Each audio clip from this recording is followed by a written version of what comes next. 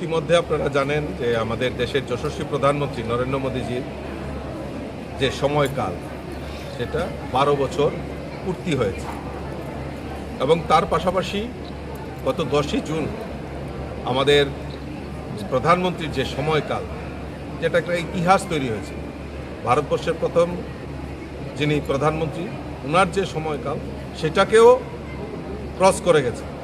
তো এই ঐতিহাসিক যে সফর জার্নি এবং এই যে 12 বছর যে উনি কাজ করেছেন এই সমাজের জন্য, এই রাষ্ট্রের জন্য এবং বিভিন্ন সমাজের বিভিন্ন মানুষের জন্য যে কাজগুলি করেছেন সেইগুলি আমরা আমাদের ভারতীয় জনতা পার্টির কেন্দ্রীয় নেতৃত্ব সিদ্ধান্ত নিয়েছে যে সেগুলি প্রচার প্রসার করা এবং মানুষের কাছে পৌঁছানো।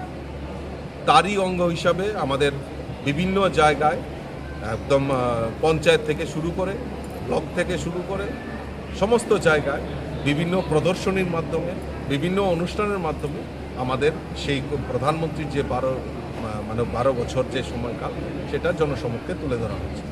তারই অঙ্গ হিসাবে আজকে উত্তর ত্রিপুরা জেলায় একটি হলসভার আয়োজন করা হয়েছে।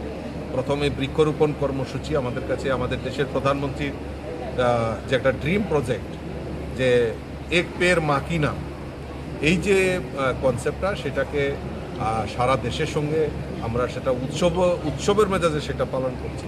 তারই অঙ্গ হিসাবে আজকে উত্তর ত্রিপুরা জেলাতেও যে নূতন ডিএম অফিস এখনও উদ্বোধন হয়নি, কিছুদিনের মধ্যে হয়তো আমাদের মাননীয় মুখ্যমন্ত্রীর হাত ধরে সেটা উদ্বোধন হবে। তার পরিসরে ওই ডিএম অফিসারের পরিসরে সেখানে বৃক্ষরোপণ কর্মসূচিতে অংশগ্রহণ করি। তারপর ধর্মনগর টাউন হলে একটা যে হলসভা সেখানে অংশগ্রহণ করি।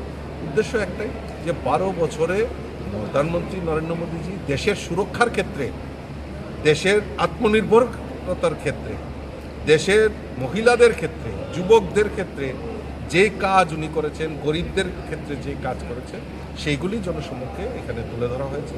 তার মধ্যে সবচেয়ে বড় জিনিস যেটা সেটা হলো আমাদের গরিব কল্যাণ যোজনা।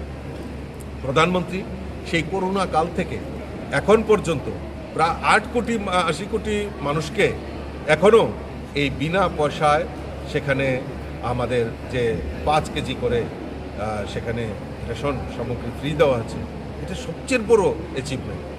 এখন পর্যন্ত আয়ুষ্মান কার্ড গরিবদের জন্য 5 লক্ষ টাকা পর্যন্ত চিকিৎসার দায়ভার দেশের প্রধানমন্ত্রীর কাছে তুলে দিয়েছে।